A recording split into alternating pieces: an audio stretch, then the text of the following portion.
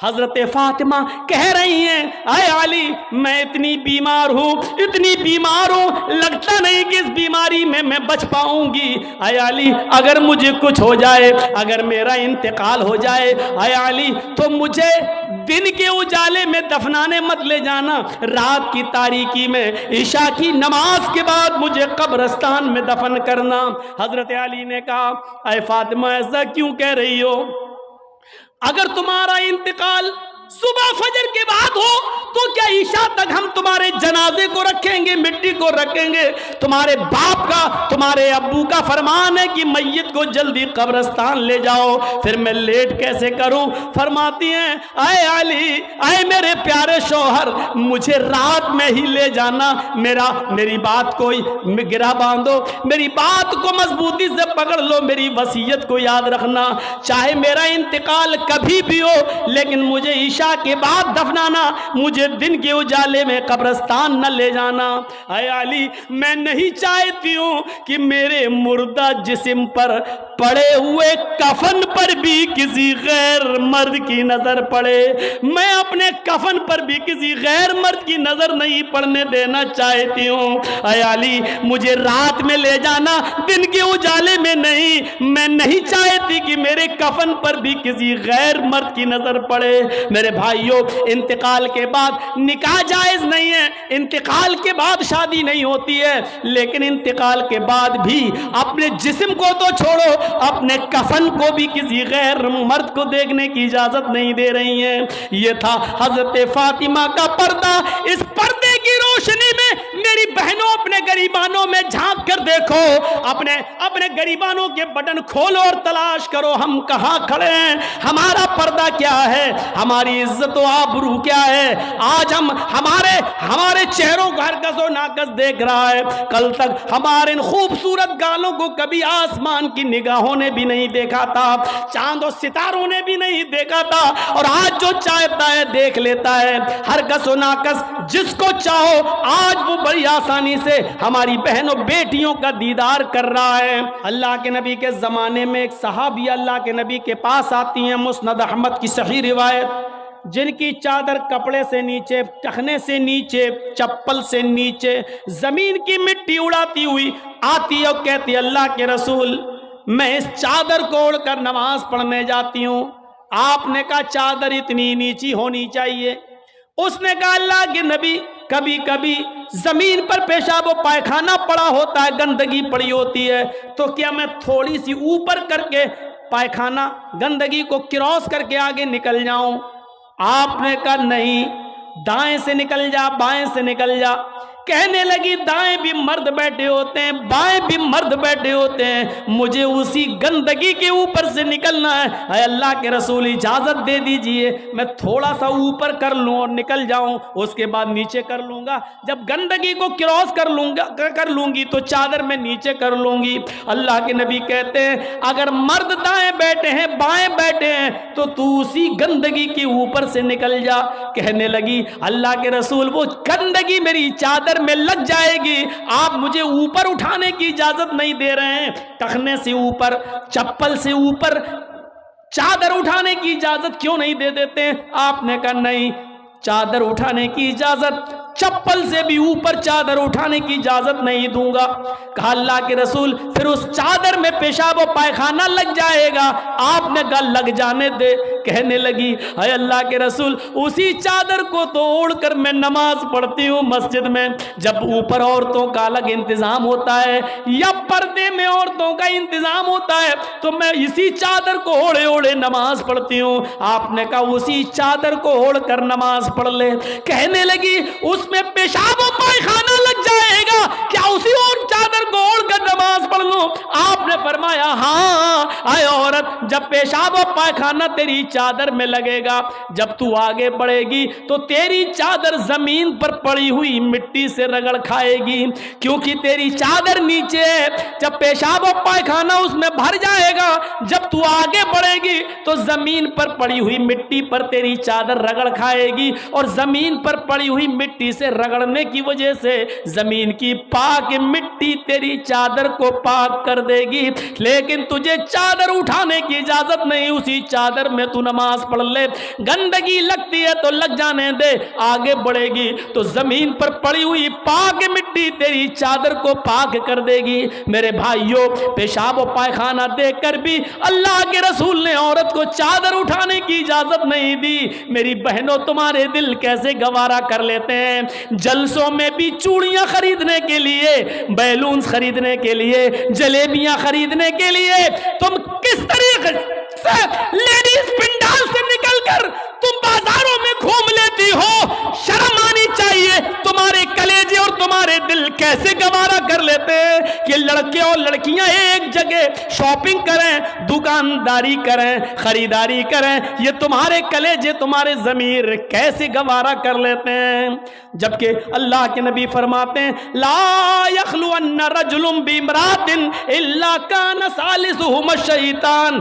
कोई मर्द किसी औरत से तन्हाई में न मिले, कोई मर्द किसी औरत से अकेले में न मिले कि उसमें तीसरा शैतान होता है, उसमें तीसरा बहकाने वाला शैतान होता है। मेरे भाइयों, इस्लाम का कानून यही है, इस्लाम का निजाम यही है। एक औरत, उसका शौहर मर चुका है, औरत के पास बहुत ज्यादा पैसा है, वो हज करना जाना चाहती है, शौहर इंतकाल कर गया, अब औरत अकेले हज करने नहीं जा सकती है, जबकि मुस्तती है, साहिब इस्तिताअत है, हज करने जाना चाहती है, अच्छा काम करने जाना चाहती है। इस्लाम कहता है कि तेरा शौहर नहीं है तो भाई के साथ जा, भाई नहीं है तो बाप के साथ जा, बाप नहीं है तो बेटे के साथ जा, लेकिन किसी महरिम का होना जरूरी है, उसके साथ जा।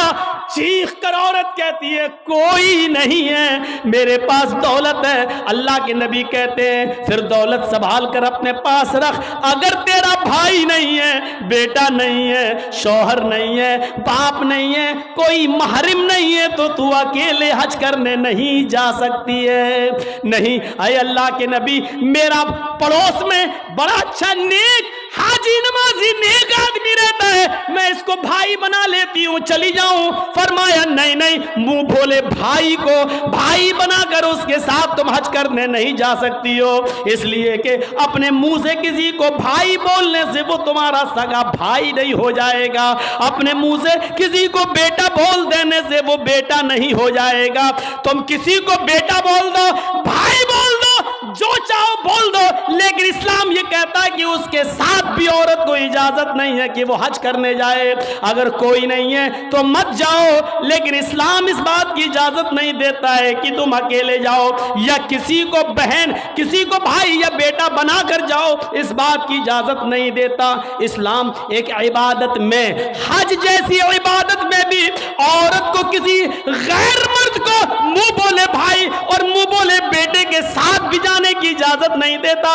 तो मेरे भाइयों, जब खाने काबा में जाने की इजाजत नहीं देता है, सफा मरवा की सई की इजाजत नहीं देता है, इतनी खूबसूरत इबादत की इजाजत नहीं देता है, तो बाजारों में अकेले घूमकर शॉपिंग करने की इजाजत कैसे देगा? फिर बाजार के अंदर औरत को अकेले जाने की इजाजत कैसे देगा? इतनी खूबसूरत इबादत करने की इजाजत नहीं देता है, इतनी खूबसूरत इबादत करने की इजाजत नहीं देता है, तो मेरे भाइयों, फिर औरत को बाजारों में घूमने की इजाजत कैसे देगा? फिर बाजार में घूमने और बाजार में सैर व तफरीह की इजाजत कैसे देगा? हमारी माँ बहनों को इस बात को सोचना चाहिए, गौर करना चाहिए, संजीदगी से इसको लेना चाहिए। और एक और बात, जितना अमीर बाप है, जितना अमीर बाप है, जितना भी बाप अमीर मिलेगा आपको, आप देखिएगा उसकी बेटी उतने ही कम कपड़े पहने हुए होगी। किस बात का अमीर है तू? काहे का अमीर है तू? अपनी बेटी को 5 मीटर का कपड़ा लाकर नहीं दे सकता है, तो काहे का अमीर है तू? कंजूस और बखील बाप। अल्लाह ताला ने इन अमीरों को ऐसी सजा दी है, ऐसी सजा दी है। कल तक ये गरीबों की लड़कियों को डांस कराया करते थे, आज अल्लाह ताला ने इन अमीरों की लड़कियों के जिस्मों से कपड़े उतार कर उनको लोगों की नजरों को दीदार करने पर मजबूर कर दिया। आज इन अमीरों की लड़कियों के जिस्मों से कपड़े उतरवा कर आज गरीब इन लड़कियों को देख रहे हैं। उनका नजारा कर रहे हैं। आज अमीरों को अल्लाह ने ये सजा दी है। आज वो फैशन समझते हैं कि मेरी बेटी फैशनेबल कपड़े पहने हुए हैं। नहीं नहीं मेरे भाइयों, मेरी भाइयों, आप अपनी बहनों के जिम्मेदार हैं। अल्लाह के नबी ने फरमाया कि जिस लड़की का बाप, जिसकी बेटी बेपर्दा घूमे, वो बाप दयूस है। जिसकी बहन बेपर्दा घूमे, वो भाई दयूस है। जिसकी बेटी बेपर्दा घूमे, वो बाप दयूस है। जिसकी बीवी बेपर्दा घूमे, वो शौहर दयूस है।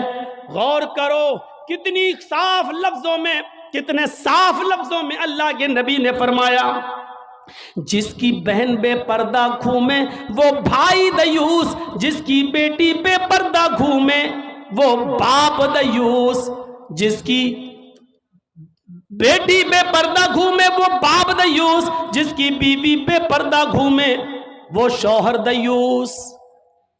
अब दयूस का माना अगर हम समझ जाएं तो सारा मामला हल हो जाए। दयूस, दयूस का ये तो अरबी लफ्ज है ना, इसका उर्दू में तर्जमा होता है, सुनने की ताकत है, सुनेंगे। दयूस का मतलब होता है भड़ुआ।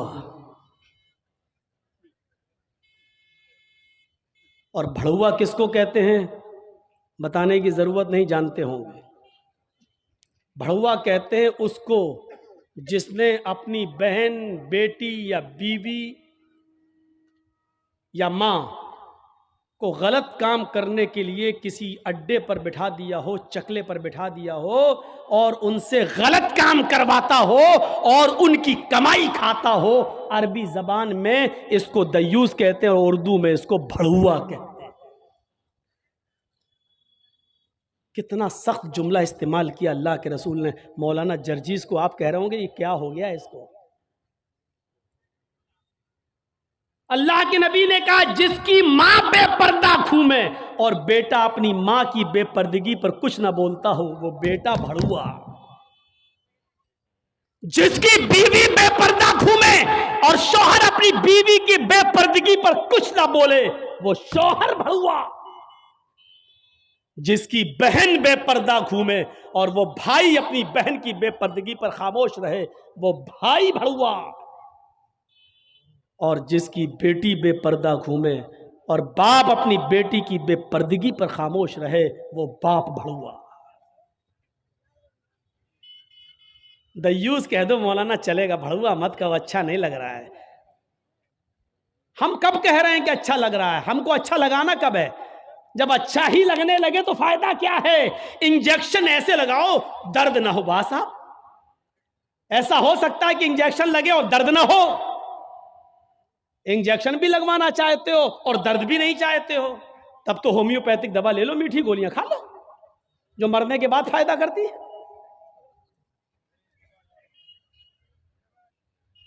होम्योपैथिक दवा के बारे में यही मशहूर है, बहुत लेट फायदा करती है, तो हमने कह दिया मरने के बाद फायदा करती है। लेकिन सिस्टम मिल जाए तो जादू की तरह भी फायदा करती है, बहुत जल्दी भी करती है। तो जब आपको मीठी गोलियां ही खाना है होम्योपैथिक दवा, तो फिर मत कराओ तकरीरें, और तकरीर करा रहे हो तो सुनो, सुनना पड़ेगा। कितने लोग हैं आज जो अपनी बीवी की बेपर्दगी पर सवाल उठाते हैं? कितने ऐसे हैं जिनकी बेटियां आज बेपर्दा घूमती हैं और वो बाप अपनी बेटियों को डांटते हैं? अगर माँ बाप अपनी बेटियों को सही से जिम्मेदारी निभाने लगे तो आज एक भी लड़की के पास एंड्रॉयड मोबाइल ना हो। हमारी 18-20 साल की लड़की जिसकी शादी नहीं हुई घर पे रहती है, उसके हाथ में एंड्रॉयड मोबाइल चीख चीख के बता रहा है कि बाप की तरबियत में कमी है, बाप अपनी बेटी पर पूरा का पूरा हुक्मरान नहीं है, हाकिम नहीं है। या ये कह रहा है बेटी के हाथ में वो एंड्रॉयड मोबाइल चीख चीख के कह रहा है ये बाप ना कह रहा है, बेटी के आगे बाप की नहीं चल रही है, बाप मजबूर हो चुका है। मेरे भाइयों, अगर बाप मजबूर ना होता तो बेटी के हाथ में एंड्रॉयड मोबाइल नहीं होता। क्या जरूरत है बेटी के हाथ में देने की? वो तो घर में रहती है, क्यों चलाएगी साहब? आपकी बेटी 18-20 साल की क्यों फेसबुक चलाएगी? क्यों व्हाट्सएप चलाएगी, क्यों मैसेंजर चलाएगी? और आप कैसे अपनी बेटी को फेसबुक और मैसेंजर और व्हाट्सएप चलाने के लिए ढील दे सकते हैं? कैसे? आपका यह दिल कैसे गवारा कर लेता है? आप जिम्मेदार हैं। हमारी ये बेटियां कल बच्चों की माएं बनेंगी। शादी के बाद इनको अपने बच्चों की तरबियत करना है। मां के कदमों के नीचे जन्नत बताई गई है। हालांकि ये कोई हदीस नहीं है, एक मकूला है, लेकिन बच्चे अपने मां के कदमों के नीचे जन्नत कैसे ढूंढें? ये आजकल की मां के कदमों के नीचे जन्नत है? जिसको खुद नहीं मालूम कि कदम मेरे कहां हैं, उसके कदमों के नीचे बच्चे जन्नत ढूंढेंगे? हमें सोचना है, हमें अपनी बेटियों की तरबियत करना है। इमाम अहमद इब्न हंबल अपनी मुस्नद के अंदर एक वाकया नकल करते हैं कि एक सहाबिया थी, उनके घर में एक बच्चा पैदा हुआ। एक सहाबिया थी, उनके घर में एक बच्चा पैदा हुआ। जब बच्चा पेशाब करता था तो पानी का लोटा उस बच्चे की शर्मगाह पे डाल देती थी।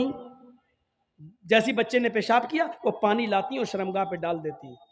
वो सहाबिया कहती हैं, मेरा बेटा जब चलने के लायक हुआ, पहला दिन था उसका चलने का, पहला दिन था मेरे बेटे के चलने का, पहला दिन था मेरा बेटा खड़े होकर जब चला, मेरे बेटे को जब पेशाब की जरूरत महसूस हुई तो उसने पानी का बर्तन देखना शुरू कर दिया। माँ कहती है कि मैं देख रही थी अपने बेटे को, जब भी वो पेशाब करता था तो मैं पानी उसकी शर्मगाह पे डाल देती थी। आज देखती हूँ मेरा बेटा चल रहा है, देखती हूँ ये क्या करता है। जब बेटा पहला दिन चलने के लायक हुआ, पहला दिन था, तो बेटे ने पानी का प्याला उठाया और दोनों हाथ से पकड़कर धीरे धीरे चला और एक कोने में जाकर बैठ गया, पेशाब किया और पेशाब करने के बाद वो पानी का प्याला अपनी शर्मगाह पे डालने लगा। उसको इस्तिंजा करना नहीं आता था, उसको धोने का तमीज भी नहीं मालूम था, उसको पता ही नहीं, लेकिन वो वैसा ही कर रहा है जैसी उसकी माँ ने उसको बताया। जैसे उसकी माँ उसके साथ कर देती थी, वो पानी का प्याला उठाकर अपनी शर्मगाह पे डाल लिया और खाली प्याला लेकर अपनी माँ के पास आ गया। माँ की आंखों में आंसू आ गए, आसमान पर नजर डालकर कहती है, फुज़्तु बिरब्बिल काबा, काबे के रब की कसम में कामयाब हो गई, अल्लाह की कसम में कामयाब हो गई। अपने बच्चे को जो सिखाना चाहती थी मेरे बच्चे ने वो सीख लिया। मैं अपने बच्चे को जो तरबियत देना चाहती थी मेरे बच्चे ने वो तरबियत हासिल कर ली। मुझे उम्मीद है कि मेरा बच्चा कभी नापाक नहीं रहेगा। मेरा बच्चा जब भी पेशाब करेगा तो पानी जरूर ले जाएगा और इस्तिंजा करेगा। उस जमाने की माएं अपने बच्चों को बचपन से ये आदतें डलवाती थी, और आजकल की मां देख लो, अपने बच्चे का अंडरवियर नेकर उतार कर कहती बेटा यहां खड़े होकर पेशाब कर ले। ये माएं अपने बच्चों को क्या तरबियत देंगी? जबकि नेपोलियन ने कहा था कि mother's lap is first college for children, मां की गोद ये बच्चे का पहला मदरसा होती है, पहली यूनिवर्सिटी मां की गोद है। जो बच्चा अपनी मां की गोद से तरबियत हासिल करके नहीं निकला वो किसी यूनिवर्सिटी से तरबियत हासिल नहीं कर सकता है। आज भी देख लो, किशनगंज में भी यूनिवर्सिटियां होंगी, किशनगंज में भी कॉलेज होंगे, उस कॉलेज से बीए, एमए, पीएचडी, एमबीबीएस और एमडी की डिग्री लेकर निकलने वाले बच्चों की तादाद भी बहुत होगी। लेकिन उन्हीं बच्चों को देखिए खड़े होकर सड़क के किनारे पैंट की चैन खोलकर धार मार रहे होंगे, पेशाब कर रहे होंगे। ये इन यूनिवर्सिटियों के फारिगीन स्टूडेंट हैं जो फारिग होकर निकले, जिनको एमडी करने के बाद, एमबीबीएस करने के बाद भी पेशाब करने की अकल नहीं आई है। इनसे तो बेहतर वो कुत्ता है जो कम से कम पेशाब करता है तो एक टांग तो उठा लेता है ताकि उसके ऊपर छींटे ना आए। इन्होंने यूनिवर्सिटी से पढ़ने के बाद भी ये कुत्ते से भी बदतर बनकर निकले हैं। वो यूनिवर्सिटी इनको इंसान नहीं बना सकी, वो कॉलेज उनको इंसान नहीं बना सके, वो स्कूल इनको इंसान नहीं बना सके। एमडी पीएचडी करने के बाद भी आज कुत्तों से बुरी तरह पेशाब करते हुए नजर आएंगे। कह लेने दीजिए मुझे कुत्ता, गधा, जो कुछ भी बोलता हूं मैं सब। आज मुझे इजाजत दीजिए मेरे भाइयों, कहो कि जानवरों की इजाजत मत बोलो, हम लोग इंसान हैं। कुरान ने भी जानवरों की मिसालें दी हैं। उलाइका कल अनआम बल हुम अजल, ये चौपायों की तरह हैं बल्कि उनसे भी ज्यादा गए गुजरे। कुरान ने कहा है ये चौपायों की तरह है बल्कि उनसे भी ज्यादा गए गुजरे। उनसे भी ज्यादा गए गुजरे। जब कुरान ने मिसाल दी है तो हम क्यों नहीं मिसाल दे सकते हैं? अपने बारे में सोचो, सोचो। हैं? अब्दुल कादिर जिलानी बगदादी रहमतुल्लाह अलैह की तारीख कौन नहीं जानता, जिनको आज लोग बड़े पीर साहब के नाम से भी जानते हैं, जिनके नाम पर 11वीं की बिरयानी की डेग भी बनाते हैं। वो अब्दुल कादिर जिलानी जब 12 साल के थे, उनकी मां ने उनको एक काफिले के साथ भेजा था। कहा बेटे हालात कितने भी सख्त हो लेकिन झूठ कभी मत बोलना। और जब चोरों ने और डाकुओं ने जब इस काफिले को लूटा तो इस बच्चे से पूछा अब्दुल कादिर से, तेरे पास भी कुछ है? उसने कहा हाँ है। कहा क्या है? 40 अशरफी। कहाँ है? मेरे कुर्ते के अस्तर में। अस्तर को फाड़ के देखा तो 40 अशरफी मिली। पूछा बेटा ये तो ऐसी जगह छिपी हुई थी, किसी को पता नहीं, तूने क्यों बता दिया? लड़के ने जवाब दिया, मेरी मां ने मुझे चलते वक्त नसीहत की थी कि बेटा हालात कितने भी खराब हो लेकिन कभी झूठ मत बोलना। मैंने अपनी बात, मां की बात मानी है।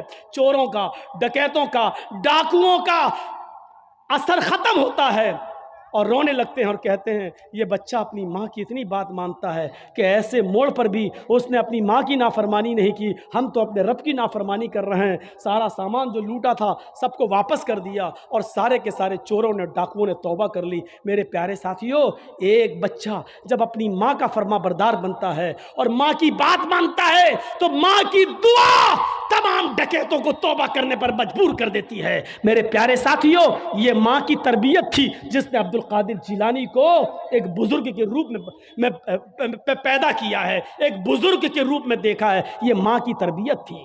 और एक उस माँ की तरबियत पर नजर डालो कि जब सुल्तान डाकू को फांसी हुई, जब सुल्तान डाकू को फांसी के तख्ते पर लटकाया गया तो उससे पूछा गया तुम्हारी आखिरी तमन्ना क्या है? उसने कहा मेरी आखिरी तमन्ना यह है कि मेरी फांसी मेरी माँ के सामने मुझे दी जाए।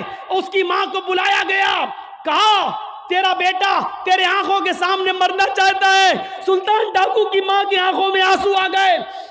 पुलिस वालों ने पूछा आखिर माँ के सामने तुम क्यों मरना चाहते हो? उसने कहा ताकि मेरी माँ देखे मौत के वक्त पैर कैसे तड़पते हैं, हाथ कैसे तड़पते हैं और रूह कैसे निकलती है। कहा लेकिन तुम इसके लिए माँ को क्यों मजबूर करके लाए हो? फरमाया पुलिस वालों तुम नहीं जानते हो, जब मैं 8 साल का था, 10 साल का था, मेरी माँ ने मुझसे एक अंडा मंगवाया था। मैं एक दुकान पर गया था, मैं अंडा लेने गया था लेकिन एक अंडा मैंने चोरी कर लिया था दुकानदार का और मैं उसको अपनी जेब में भर लिया था। फिर मैंने उसके पैसे नहीं दिए थे, वापस आ गया। मैंने जब वो अंडा अपनी माँ को दिया और पैसे भी वापस किए, माँ ने कहा क्या हुआ, अंडे वाले ने पैसे नहीं लिए? मैंने कहा नहीं, मैं अंडा चुरा लाया हूं। तो मेरी माँ ने मुझे थपथपाया था कि बेटा हम लोग गरीब हैं, अच्छा किया तूने ये पैसा बचा लिया, किसी और काम आएगा। फिर यहीं से मुझे चोरी की आदत पड़ती है, मेरे हौसले बढ़ते हैं, फिर मैं डाकू बनता हूं। फिर मैंने लोगों का माल लूटा और जब लोगों ने नहीं दिया तो मैंने उनकी जानें ली। फिर मैं बहुत बड़ा लुटेरा बन गया और इतना बड़ा लुटेरा बना के पकड़ा गया और कानून ने मुझे फांसी की सजा दी। अगर मेरी माँ ने मुझे अंडा चुराते वक्त जब मैं घर पे लाया था उसी वक्त एक थप्पड़ मारा होता और अंडे वाले को देकर माफी मांग ली होती तो आज मैं इतना बड़ा चोर नहीं बनता, आज इतना बड़ा मैं डाकू नहीं बनता, आज मैं इतना बड़ा लुटेरा नहीं बनता। ये मेरी माँ की तरबियत थी जिसने मुझे फांसी के तख्ते पर चढ़ा दिया।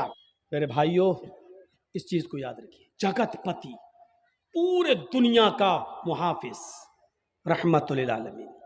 एक घोड़ा दिया जाएगा जो बिजली से भी ज्यादा तेज रफ्तार से चलेगा। दो चीजें याद रखना, एक घोड़ा दिया जाएगा जो बिजली से भी ज्यादा तेज रफ्तार से चलेगा, ईश्वर की तरफ से वो घोड़ा मिलेगा। उसको दिया जाएगा जो पूरे विश्व का रक्षक होगा, पूरी दुनिया का मुहाफिज होगा। आसिना साधुमनम षटेश्वर्या गुणन्विता, और जिसकी जिंदगी साधुओं के मानिंद, साधुओं के समान गुजरेगी। एक एक चीज पर अभी मैं बोलूंगा। साधु आसिना साधुमनम, साधुओं की तरफ वो अपनी जिंदगी गुजारेगा। षटेश्वर्या गुणन्विता, और उस जगतपति के अंदर 8 खूबियां पाई जाएंगी, 8 गुण उसके अंदर पाए जाएंगे, 8 खूबियां उसके अंदर भरी होंगी। वो 8 खूबियां क्या हैं? अष्टो गुणा। वो 8 खूबियों के नाम गिनाए। अल्पभाषी, वो बहुत कम बोलने वाला होगा। इन 8 चीजों को याद रख लीजिएगा। अल्पभाषी, वो कम बोलेगा, पहली चीज। बहुभाषी, भविष्य की, मुस्तकबिल की, फ्यूचर की बातें बताएगा। ज्ञानी, पढ़ा लिखा, ज्ञानी, बहुत ज्यादा इल्म वाला होगा। अभी इसकी तशरीह करूंगा। श्रुतु ज्ञानी, चौथी खूबी, ये इल्म उसको सुनकर मिलेगा, यानी उसने किसी उस्ताद से पढ़ा नहीं होगा। श्रुतु ज्ञानी, ये इल्म उसने सुनकर हासिल किया होगा। श्रुतु ज्ञानी, सुनकर। 4 चीजें हो गई। पहली चीज अल्पभाषी, कम बोलेगा। 4 याद रखना। हम किसी को भी खड़ा करके पूछ सकते हैं, और जिसकी गर्दन नीचे होगी उसी को सबसे पहले खड़ा करेंगे हम। 4 चीजें पहले याद कर लो। कम बोलने वाला होगा, 1। फ्यूचर की, मुस्तकबिल की बातें बताएगा, 2। ज्ञानी, बहुत बड़ा जानकार होगा, 3। श्रुतु ज्ञानी, ये चीजें उसको सुनकर हासिल होंगी, यानी श्रुतु ज्ञानी, सुनकर इल्म हासिल होगा। 4 चीजें। अब 4 चीजें यहां देखो। पराक्रमी, बहुत बड़ा बहादुर होगा। पराक्रमी, बहुत बड़ा बहादुर होगा। दानी, खैरात करने वाला होगा। उसके पास कोई भी चीज आएगी रुकेगी नहीं, वो गरीबों में खैरात कर देगा। खैरात करने वाला होगा दानी।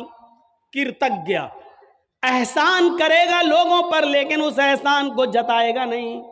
7वीं चीज, वो एहसान करने वाला होगा लेकिन एहसान करके जताएगा नहीं। और 8वीं चीज, कृपालु, दयावान होगा।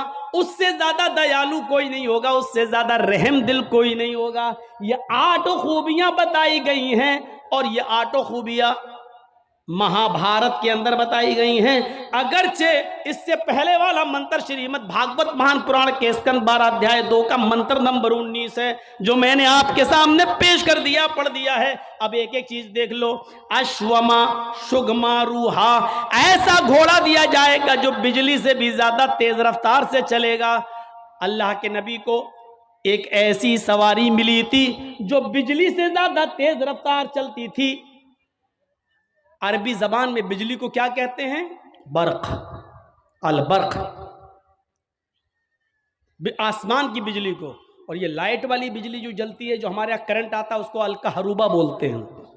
ये करंट वाली बिजली अलकहरूबा, ये नहीं, अल बर्क, जो आसमान पे बिजली चमकती है उसको क्या बोलते हैं अरबी में? बर्क। और अल्लाह के रसूल को जो सवारी मिली थी उसको क्या कहते हैं? बुर्राक। बर्क से बना है बुर्राक। शुगमारुहा, बिजली से ज्यादा तेज रफ्तारी से चलने वाली। बुर्राक, जिस पर अल्लाह के नबी बैठकर सफर किए, जन्नत और जहन्नम देखकर आए, बैतुल मुकद्दस का सफर किए। इसकी रफ्तार कितनी थी? खुद अल्लाह के नबी बयान करते हैं कि जब मैं बुर्राक पर बैठा और बुर्राक मुझे लेकर चली, तो जहां तक मेरी नजर जाती थी वहां तक उसका पहला कदम। इंसान की नज़र कहाँ तक जाती है आप उसका अंदाज़ा नहीं लगा सकते हैं। ये लीजिए, मैंने आसमान पर नज़र उठाई और 9 करोड़ 30 लाख मील की ऊंचाई पर हमने सूरज को देख लिया। हमने नज़र उठाई 2,40,000 मील की दूरी पर हमने चांद को देख लिया। मेरे भाइयों, हमारी नज़र जहाँ तक जा रही है उसका पहला कदम वहाँ तक होता था। अब आप अंदाज़ा लगा सकते हैं उसकी रफ्तार कितनी तेज़ होगी। तो अश्वमा शुगमा रूहा, बिल्कुल वही चीज, बिजली से ज्यादा तेज रफ्तारी से चलने वाली सवारी। ये अल्लाह के नबी को मिली थी कि नहीं मिली थी? देवदत्त, अल्लाह की तरफ से मिलेगी, अल्लाह की तरफ से ही मिली थी। लेकिन बुर्राक पर बैठकर सफर करके जन्नत जहन्नम देख कर आने के बाद अल्लाह के नबी ने जमीन पर जब कदम रखा तो ये नहीं कहा कि अब मैं ऊंट का सफर नहीं करूंगा, अब मैं घोड़े का सफर नहीं करूंगा, मैं तो बुर्राक में बैठ के आया हूं। जर्जिस साहब को अगर 4 व्हीलर मिल जाए तो अब मोटरसाइकिल नहीं चलाएंगे। अरे नहीं, क्यों? 4 पहिया चलाने के बाद मोटरसाइकिल, मेरी इंसल्ट हो जाएगी। जिसके पास साइकिल हो और मोटरसाइकिल बाइक उसको मिल जाए, चाहे वो भीख ही में क्यों ना मिली हो, लेकिन उसका घमंड इतना बढ़ जाएगा, बाइक चलाने के बाद साइकिल चलाएंगे, हड़ लोग क्या कहेंगे, मेरे दोस्त क्या कहेंगे, साइकिल बाइक चलाने वाला, मतलब भीख में मिली हुई बाइक चला रहा है, वो शर्म महसूस नहीं कर रहा है, जबकि चुल्लू भर पानी में डूब के मर जाना चाहिए उस बाइक पर बैठने से पहले। किस बाइक पर? जो भीख में मिली है। समझ रहे हैं ना भीख? अरे जो लड़की के बाप ने दी है, शादी के मौके पर ले अपने दामाद को, बैठ, साइकिल चलाने में शर्म आ रही है, भीख मंगनी गाड़ी पे बैठने में शर्म नहीं आ रही है, जबकि चुल्लू भर पानी में उसी वक्त डूब के मर जाना चाहिए कि किस पे बैठे हैं? ससुर की दी हुई गाड़ी पर। जबकि शर्म की बात यह होनी चाहिए, इस पे तो फख्र कर रहा है, कहां से? ससुराल से मिली है, ससुराल से, इस पे फख्र कर रहा है, लेकिन साइकिल नहीं चला सकता। क्यों? बाइक चला ली, अब साइकिल नहीं चलाऊंगा, साइकिल चलाऊंगा तो इंसल्ट होगी। अबे इंसल्ट तो तेरी तब हो रही है जब तूने ससुराल से मांग ली और भिख मंगनी गाड़ी पर बैठ गया, इंटरनेशनल भिखारी बनकर उसको चला रहा है। ये इंसल्ट तो तब तुझे महसूस करनी चाहिए थी अपनी, लेकिन तब नहीं कर रहा है। अल्लाह के रसूल जब बुर्राक पर बैठे, लेकिन जब जमीन पर आए तो आपने घोड़े का भी सफर किया, ऊंट का भी सफर किया, बल्कि ऊंटनी को तो अल्लाह के रसूल की प्यारी सवारी बताया। ओस्ट्रा यस्य पड़वाहिड़ो बधूमंतो द्युदशा। अथर्ववेद के 20वें कांड के अंदर 127वें सूक्त का दूसरे मंत्र में यह कहा गया है कि उसकी प्यारी सवारी ऊंट होगी, वो अक्सर ऊंट का सफर करेगा, ऊंट पर बैठेगा। ये उसकी प्यारी सवारी बताई गई है, प्यारी सवारी, यानी ऐसे इलाके में आएगा जहां ऊंटों पर सवारी करने का चलन होगा। हमारे भारत में लोग यहां इंतजार कर रहे हैं, अब आएगा। उसको बताया गया ऊंट वाले जमाने में आएगा। यहां लोग 4 व्हीलर में फॉर्च्यूनर इस्तेमाल कर रहे हैं, यहां इंतजार कर रहे हैं कि आखिरी नबी यहां आएगा, यहां आएगा। जबकि बताया गया मरुस्थल निवासी ने, वो रेगिस्तान में आएगा, क्योंकि ऊंट रेगिस्तान में ही सबसे ज्यादा तेजी के साथ दौड़ता है, और रेगिस्तान का जहाज कहा जाता है ऊंट को। उस बस्ती में आएगा जहां रेत होगी, जहां रेगिस्तान होगा, जजीरा होगा, वहां वो आएगा। और यह भारत में लोग इंतजार कर रहे हैं कि वो भारत में आएगा, जबकि उनकी किताबें कह रही हैं मरुस्थल निवास ने, वो मरुस्थल में निवास करेगा, वो मरुस्थल में आएगा। हाय गिरजानाथ मरुस्थल निवास ने, उसका मरुस्थल में आएगा और रेगिस्तानी इलाके में आएगा। उस्ट्रायस, और उसकी प्यारी सवारी ऊंट होगी, वो ऊंट के ऊपर बैठेगा।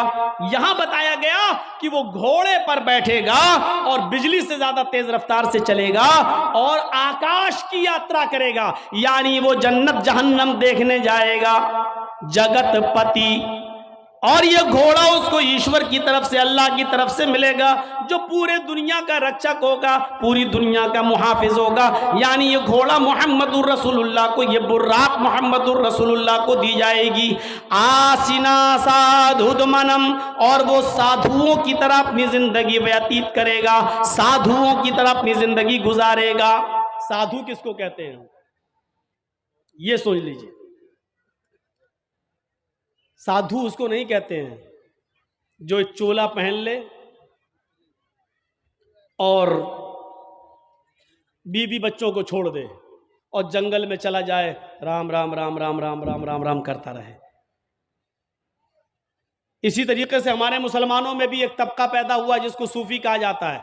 वो तस्बीह हाथ में लेते हैं और अल्लाहू अल्लाहू, कभी कभी झटका मारते हैं, कभी देखिएगा आप झटके मारेंगे, अल्लाहू अल्लाहू अल्लाहू ऐसे करेंगे। कभी चिमटा ले लेंगे अपने हाथ में, चिमटी, ट्रेनों में मिलेंगे, अल्लाहू अल्लाहू अल्लाह, इस तरीके से करेंगे। ऐसा वो महसूस कराएंगे आपको कि हमारे अंदर अल्लाह घुस गया है, अल्लाह हमारे नस नस में है, अल्लाहू अल्लाहू, वो झटके मारेंगे। ऐसे लोग आपको जहां मिले इनको उल्टी छुरी से काटो। ये दुनिया के सबसे बड़े हरामखोर लोग हैं, कौम के ऊपर बोझ बने हैं। इनसे पूछो खाना कहां से आएगा, चुप, अल्लाहू अल्लाहू अल्लाहू। एक से मैंने पूछा भाई खाना कहां, शाम को खाना क्या कर कहां से आएगा, अल्लाहू अल्लाहू। हमने कहा सुन लिया अल्लाहू अल्लाहू, खाना कहां से आएगा शाम को ये तो बताओ, अल्लाह देगा, अल्लाहू अल्लाहू अल्लाहू। मतलब मोहल्ले वाले उनको खाना पहुंचाते हैं। ये लोग हराम खोर लोग हैं, बीवी बच्चों को छोड़े बैठे। बीवी बच्चों को छोड़कर किसी भी जगह चले जाना मेरे भाइयों, और इबादत में मसरूफ होना, ये सबसे बड़ा इस्लाम का, इस्लामी दुश्मनी है। ये इस्लाम दीन मुअतदिल है। मुअतदिल जानते हो, इस्लाम नमाज का हुक्म तो देता है, लेकिन पूरा दिन और पूरी रात मुसल्ला बिछा के नमाज पढ़ने की इजाजत आपको नहीं देता है। इस्लाम आपको रोजा रखने का हुक्म तो देता है, लेकिन कंटिन्यू और मुसलसल 12 महीने हर रोज रोजा रखने की इजाजत आपको नहीं देता है। इस्लाम आपको ज़कात देने का हुक्म तो देता है, लेकिन अपना सारा माल अल्लाह की राह में लुटा देना और खुद फकीर बन जाना, गरीब बन जाना, इसकी इजाजत इस्लाम आपको नहीं देता है। इस्लाम आपको हज की इजाजत तो देता है कि हज कीजिए, लेकिन यह नहीं कहता कि हज करने के लिए तुम अपना घर बेच दो, अपना मकान बेच दो, अपनी दुकान बेच दो, लेकिन हज करो। हज करना जाना जरूरी है, चाहे दुकान बेचना पड़े, चाहे मकान बेचना पड़े, इस्लाम इस बात की इजाजत नहीं देता है। इसी तरीके से इस्लाम नमाज पढ़ने का हुक्म देता है, लेकिन इबादत बच्चों का हक मारकर, बीवी का हक मारकर, कमाना धमाना छोड़कर, मेहनत और मजदूरी करना छोड़कर, मस्जिदों में, खानकाहों में, जंगलों पर, मज़ारों पर या किसी जगह बैठकर अल्लाहू अल्लाहू करने की इजाजत ये इस्लाम नहीं देता है। इसीलिए फरमाया फ़इज़ा क़ुज़ियतिस सलातु फ़ंतशिरू फ़िल अर्ज़ वब्तगू मिन फ़ज़लिल्लाह। दिनों में सबसे अच्छा दिन जुमे का दिन है, लेकिन जुमे का दिन भी पूरी की पूरी इबादत का दिन नहीं है। सबसे आला और अफजल दिन जुमे का है, लेकिन जुमे का दिन भी पूरा का पूरा सुबह से शाम तक अल्लाह की इबादत में नहीं लगा सकते हो। जब जुमे की नमाज पढ़ लो, जब जुमे की नमाज पूरी कर ली जाए, फंतशिरू फिल अर्ज़, तो हमारी जमीन में फैल जाओ, वब्तगू मिन फ़ज़लिल्लाह, हमने जो रिज़्क़ उतारा है उसको तलाश करो, मेहनत करो, मजदूरी करो, रिक्शा चलाओ, दुकान पे बैठो, हलाल रोजी जो हमने उतारी है उसको कमाओ और अपने बीवी बच्चों को खिलाओ। जुमे का दिन सबसे बड़ा दिन, जुमे का दिन सबसे अफजल दिन, जुमे का दिन सैयदुल अय्याम, तमाम दिनों में सबसे बेहतर, तमाम दिनों का सरदार है जुमे का दिन। लेकिन इसके बावजूद अल्लाह के रसूल ने पूरा का पूरा दिन इबादत का नहीं रखा है। और क्या फरमाया, जब जुमे की नमाज हो जाए, जुमा पढ़ लो, तो अब निकलो मस्जिद से, अब मस्जिद में मत बैठो। सुभान अल्लाह अल्हम्दुलिल्लाह का वजीफा नहीं, तुम्हारी बीवी है, तुम्हारे बच्चे हैं, उनके लिए मेहनत करो, कमाओ, रिक्शा चलाओ, मेहनत करो, मजदूरी करो और शाम तक मेहनत मजदूरी करके कमा कर लाओ और अपनी बीवी बच्चों को खिलाओ। ये भी इबादत है। मेरे प्यारे साथियों, इस्लाम ने आपको सिर्फ अल्लाहू अल्लाहू करने के लिए नहीं भेजा है। तो वो साधु होगा, साधुओं की तरह अपनी जिंदगी गुजारेगा। साधु उसको कहते हैं जिसके पास किसी चीज की कमी ना हो, न दौलत की, ना जमीन और जायदाद की, जिसके पास सब कुछ हो लेकिन उसने अपने ऊपर खर्च ना किया हो, बल्कि उसको गरीबों और मिस्कीनों पर खर्च कर दिया हो। साधु किसको कहते हैं, सुन लीजिए, ये साधु नहीं है, ये आप जिनको समझ रहे हैं, आसाराम हो, राम रहीम हो, बाबा रामदेव हो, या हमारे यूपी वाले हों, ये साधु नहीं है। साधु कहते हैं कि जिसके पास सब कुछ हो लेकिन उसने अपने ऊपर खर्च ना किया हो, गरीबों और मिस्कीनों में लुटा दिया हो। इस साधु की परिभाषा में, इस साधु के इंट्रोडक्शन में सिर्फ मोहम्मदुर रसूलुल्लाह पूरे उतरते हैं। आपके पास किसी चीज की कमी नहीं थी, सब कुछ था। आप कुर्बानी करते हैं ना बकरा ईद पर, कितना बकरा कुर्बानी करते हैं, 1 2? गाय की कुर्बानी देते हैं, कितने लोग उसमें हिस्सा लेते हैं, 1 गाय में 7,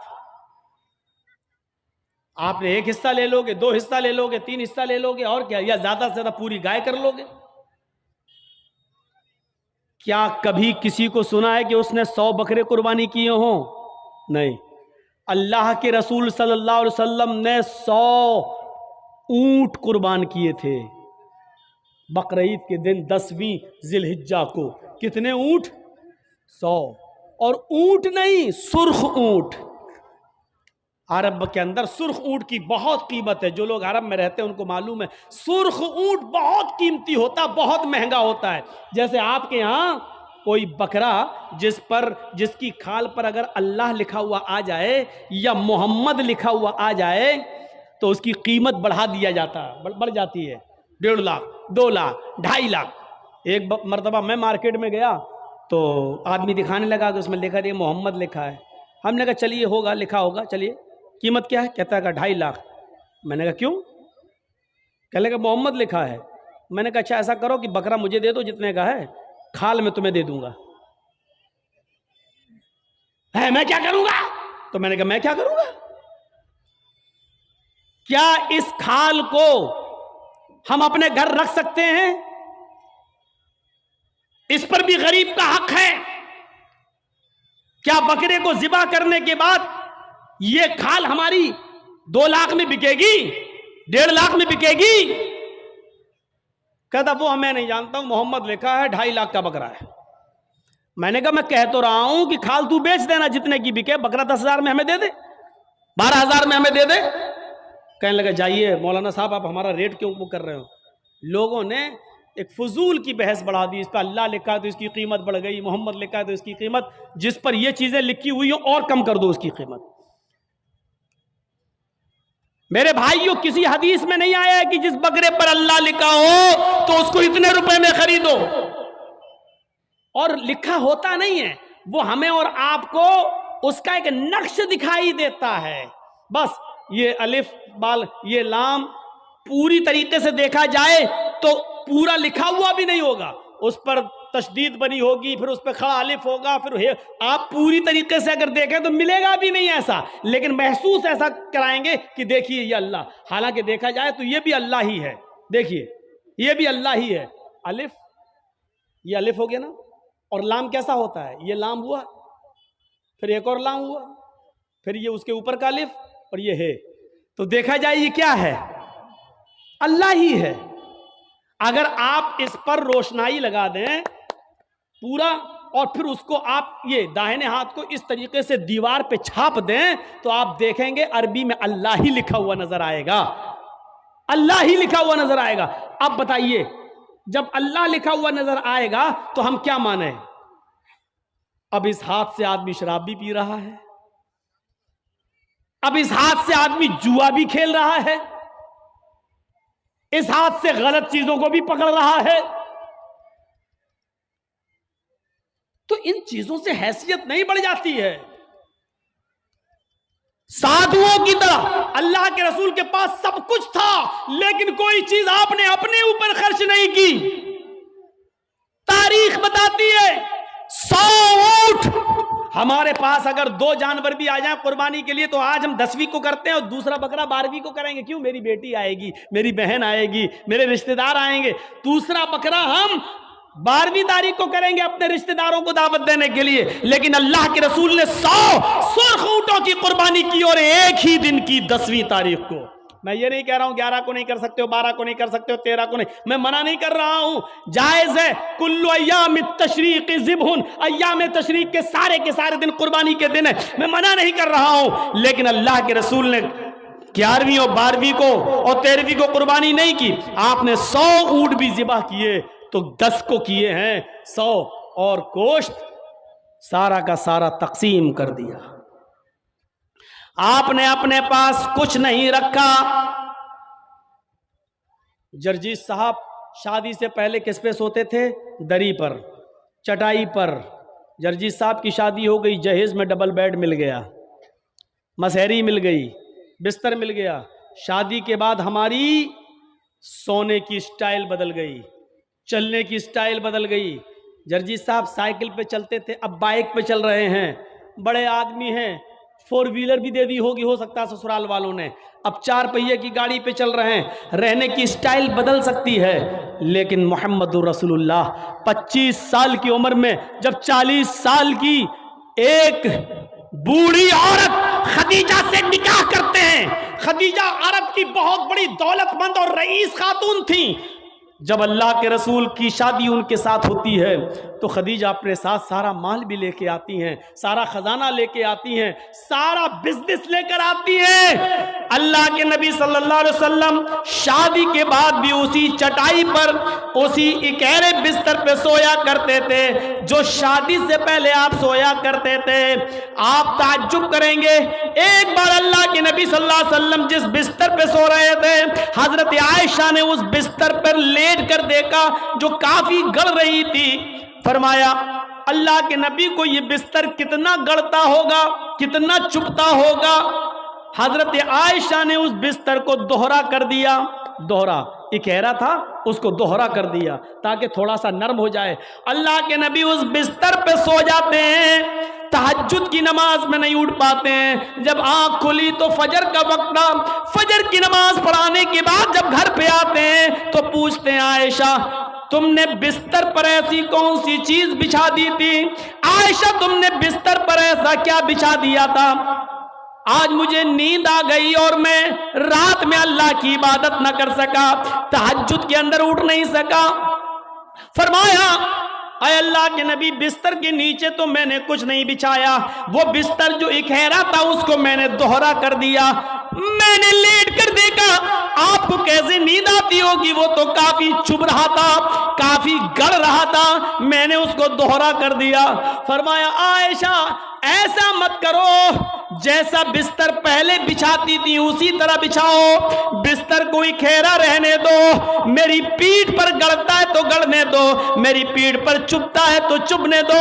जब बिस्तर गड़ता था चुभता था तो मेरी आंख खुल जाती थी और मैं रात में उठकर तहज्जुद की नमाज पढ़ लिया करता था, अल्लाह को याद कर लिया करता था। आयशा आइंदा बिस्तर उसी तरह बिछाओ, मेरे लिए आराम का ऐसा इंतजाम न करो कि बिस्तर पर मुझे नींद आ जाए और फिर मैं उस रात में उठकर अल्लाह को याद न कर सकूं, उस रात उठकर मैं अल्लाह को का जिक्र न कर सकूं, तहज्जुद की नमाज न पढ़ सकूं। आयशा अल्लाह ताला को रात की तारीकियों में याद करने का मजा कुछ और है जब सारी दुनिया सो रही होती है और मेरी करवट, मेरी कमर नरम गरम बिस्तरों से अलग होती है और सजदे में सर होता है, तो उस वक्त का मजा कुछ और होता है कि सारी दुनिया ख्वाबे खरगोश में मस्त है और अल्लाह का एक बंदा अपने रब से अजाब जहन्नम की पनाह मांग रहा है, जन्नत का सवाल कर रहा है, रात की तारीकी में अपना सर सजदे में रख के उसको मालिक और अपने आप को अल्लाह का गुलाम बना रहा है। आयशा तुमने बिस्तर को ऐसे बिछा दिया कि इस बिस्तर पर मुझे इतनी नींद आ गई कि मैं रात को उठ नहीं सका। आयशा मुझे इतना आराम न दो कि मैं रात में उठकर अल्लाह को याद न कर सकूं। रहने सहने में शादी के बाद भी कोई फर्क नहीं आया, यहां तो शादी के बाद बिस्तर बदल जाते हैं, रहन सहन की स्टाइल बदल जाती है, रहने सहने का तरीका बदल जाता है, उसमें प्रमोशन हो जाता है, तरक्की हो जाती है। लेकिन मोहम्मद रसूलुल्लाह की जिंदगी पे नजर डालो कि अल्लाह के नबी ने शादी से पहले जिस बिस्तर पे लेटते थे शादी के बाद भी उसी बिस्तर पर, जबकि खदीजा की दौलत नबी के कदमों पे थी, लेकिन अल्लाह के नबी ने खदीजा की दौलत को अपने ऊपर इस्तेमाल नहीं किया। खदीजा जो दौलत लेकर आई उस दौलत को भी अल्लाह के रसूल ने दीन के काम में गरीब और मिस्कीनों में लुटा दिया। मेरे भाइयों हमें देखना है कि साधु कौन है। साधु उसको कहते हैं जिसके पास सब कुछ हो, दौलत की कमी ना हो, लेकिन उसने अपने ऊपर कोई चीज खर्च न की हो, सब गरीबों और मिस्कीनों में लुटा दिया हो। इस तारीफ का सही हकदार सिर्फ जनाब मोहम्मद रसूलुल्लाह सल्लल्लाहु अलैहि वसल्लम है। आपके पास किस चीज की कमी थी? लोग कहते बहुत गरीब थे, ये थे, नहीं, अल्लाह के रसूल से ज्यादा कोई अमीर था? अल्लाह ने कहा था कहो तो इस पहाड़ को हम सोने का बना दें, और ये ओहद पहाड़ जब सोने का बन जाए तो जहां आप चलें ये पहाड़ भी आपके साथ चले। लेकिन अल्लाह के नबी ने अल्लाह ताला के इस फरमान को, इस गुजारिश, अल्लाह ताला के इस हुक्म को नाफिज होने के बाद मना कर दिया कि नहीं नहीं, आय अल्लाह मुझे दुनिया में आराम नहीं, सोना नहीं चाहिए, चांदी नहीं चाहिए, बल्कि आपने फरमाया अल्लाहुम्मा जअलनी फी हयाती मिस्कीना, आय अल्लाह दुनिया में मुझे जितने दिन जिंदा रख, मिस्कीन बना के जिंदा रखना। आय अल्लाह जब मुझे मौत आए तो हालत मिस्कीनी में मुझे मौत आए, और अल्लाह कल क़यामत के दिन जब मैं उठाया जाऊं तो फकीरों में और मिस्कीनों ही में मैं उठाया जाऊं। ये अल्लाह के रसूल की दुआ थी, जबकि अल्लाह ताला तो ओहद पहाड़ को सोने का बनाने के लिए तैयार था। नबी अकरम जहां चलते पहाड़ आपके साथ साथ चलता, लेकिन अल्लाह के रसूल ने पहाड़ को सोने का बनाने से मना कर दिया और कहा कि मुझे दुनिया के ऐशो आराम नहीं चाहिए। हजरत अब्दुल्ला इब्ने उमर ने बिस्तर पर लेटकर देखा तो कहा अल्लाह के नबी ये क्या है। जब अल्लाह के नबी उस बिस्तर पर सो के उठे तो देखा कि उस निशान पड़ गए। आप किसी खुरदुरी चटाई पर लेटिए, नंगी पीठ, जब आप उठेंगे तो चटाई के निशान आपकी पीठ पर पड़ जाएंगे। अल्लाह के नबी की पीठ पर जब निशान पड़े तो हजरत अब्दुल्ला इब्ने उमर ने जब ये देखा तो चीख पड़े, आय अल्लाह के रसूल आप तो नरम यहूदो नसारा तो नरम गरम बिस्तर पर सोएं, और आप जो हैं ऐसी चटाई पर जिससे आपके निशान पड़ जाएं। नहीं नहीं, आज के बाद आप इस चटाई पर नहीं सोएंगे। आपने कहा फिर लवित्तखज़ना लकवतान, आज हम आपके लिए एक नरम गरम बिस्तर बना देंगे, नरम गरम गद्दे का इंतजाम कर देंगे, आप उसके ऊपर सोना। अल्लाह के नबी सल्लल्लाहु अलैहि वसल्लम ने फरमाया नहीं, आए अब्दुल्ला मेरे लिए नरम गरम बिस्तर का इंतजाम मत करना। माली वलिद दुनिया माना फिद दुनिया इल्ला कराकिबिन इस्तज़ल्ला तहता शजरा थुम्मा राहा।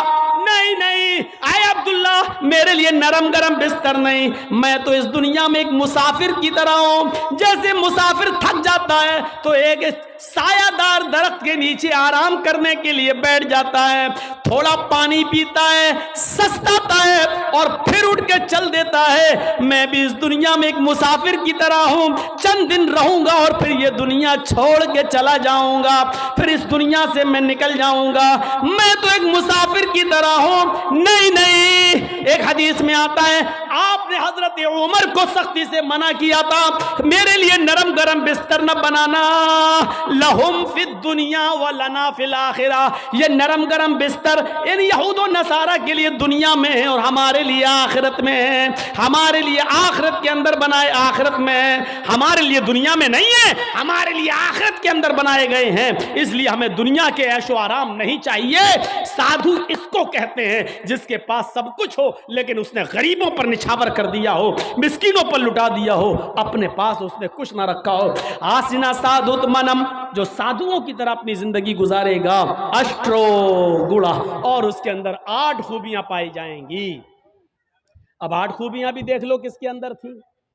अल्पभाषी, वो कम बोलेगा। कम बोलने वाला कौन था?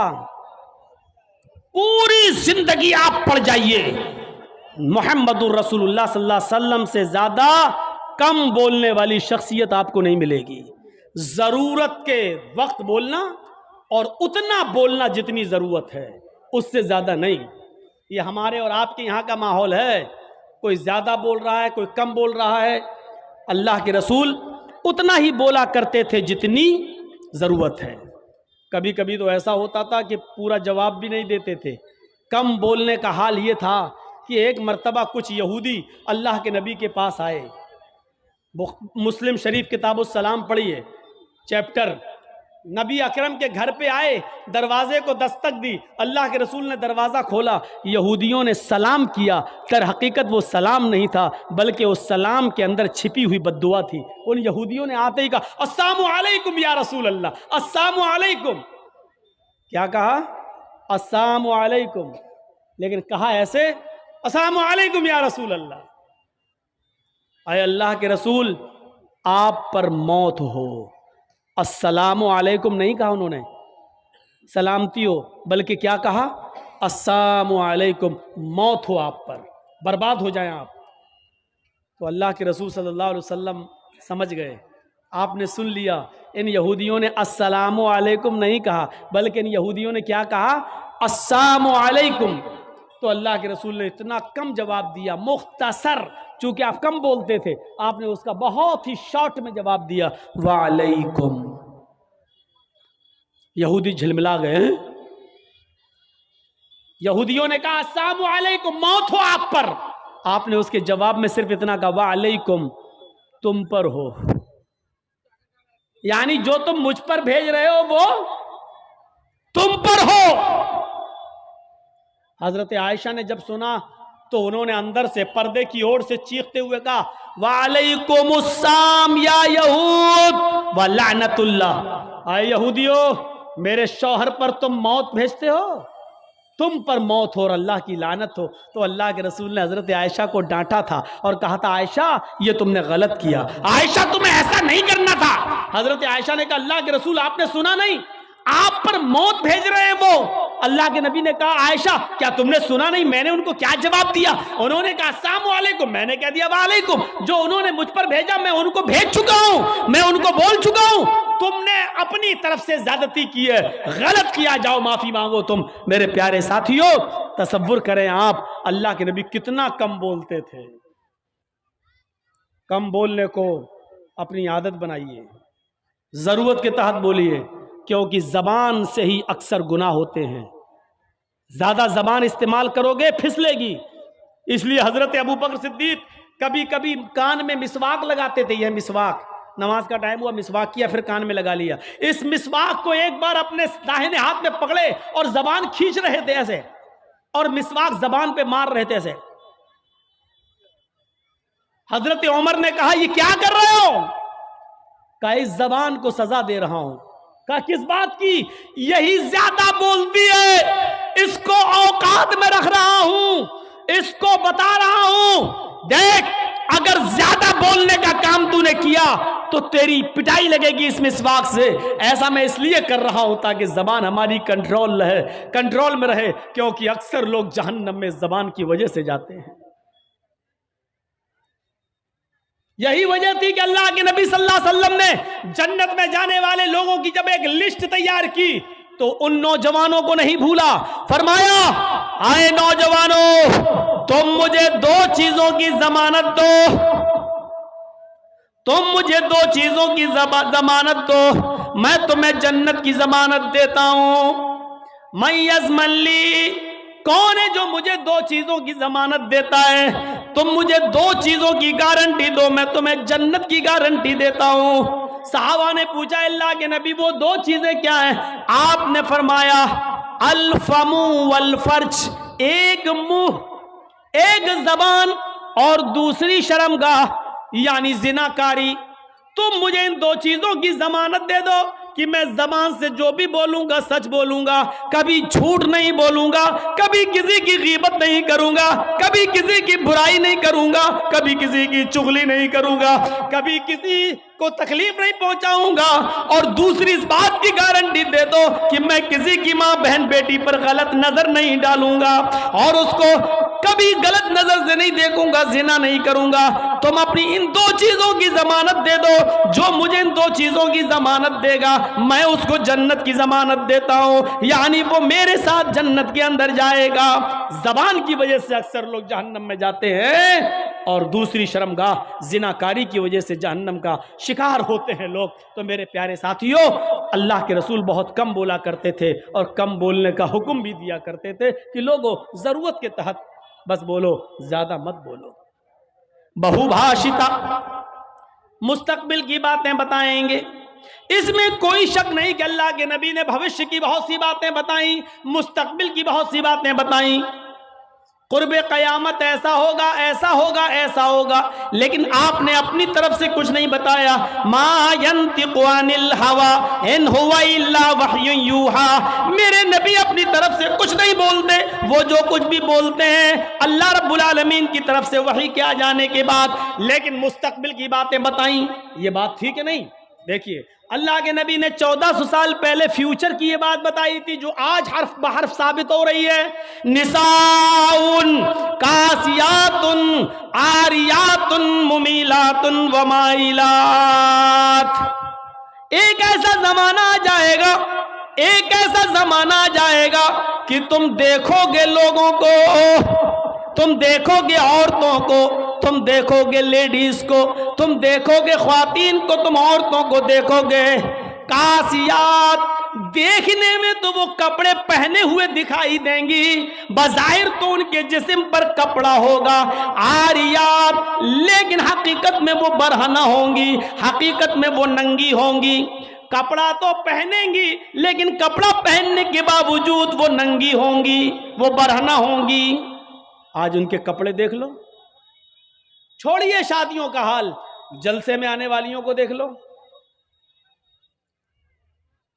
ईद और बकरीद के दिन औरतों के पहनावे देख लो, और अपनी जवान बच्चियों को देख लो जिनकी उम्र 10 साल से बड़ी है।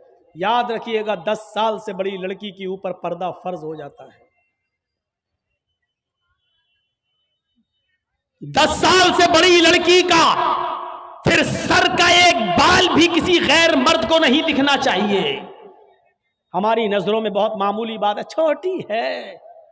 अल्लाह के रसूल ने फरमाया था, जब तुम्हारा बेटा 7 साल का हो तो उसको नमाज का हुक्म दो, और 10 साल का हो तो नमाज के लिए जबरदस्ती करो, ना पढ़े तो उसको मारो पीटो। 10 साल के बाद कुरान और हदीस के सारे अहकाम नाफिज हो जाते हैं।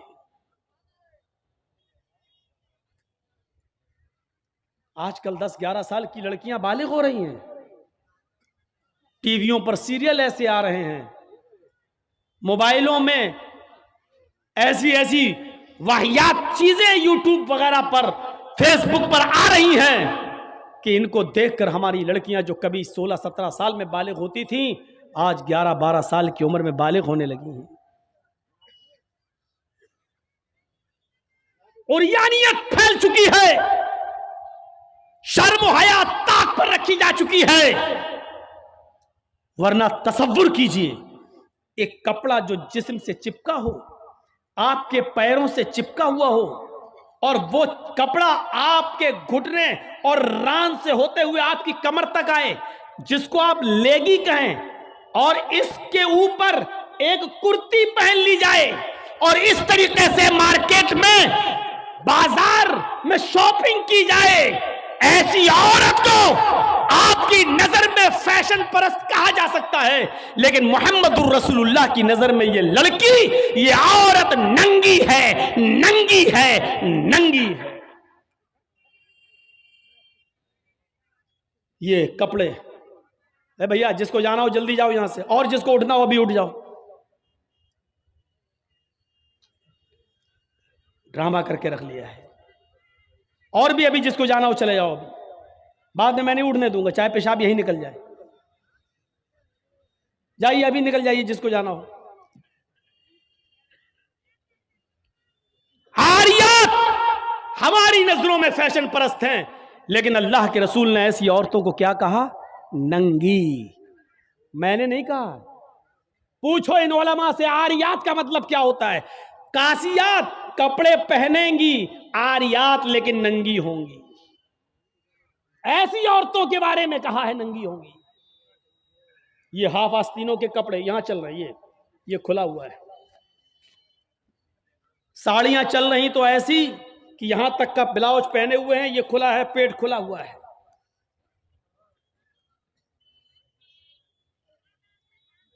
और जो चंद बुरके अब चल भी रहे हैं बिहार बंगाल में, पहले तो चलते नहीं थे, तो अब बुरकों में भी डिजाइन चलने लगी है। कड़े हुए बुरके, डिजाइनदार बुरके।